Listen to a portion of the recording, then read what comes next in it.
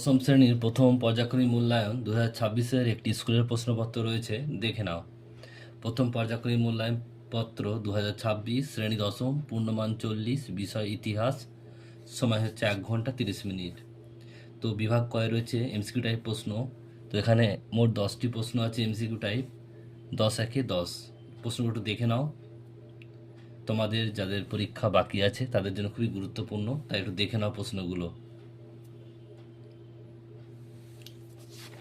Next দেখো বিভাগ খ। বিভাগ খ দুইয়ের দাগের বলছে এখানে মোট 6টি প্রশ্ন আছে, 1 করে মোট 6 নাম্বার। এবার বিভাগ গ, এখানে তোমার 4টি করতে হবে, 2 করে মোট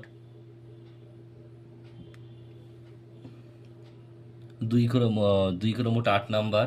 বিভাগ ঘ এখানে 2টো করতে হবে, 4 করে মোট 8 নাম্বার। আর বিভাগ উতে আছে মোট 3টি প্রশ্ন করতে হবে তোমাদের, একটি প্রশ্ন 8 নাম্বার।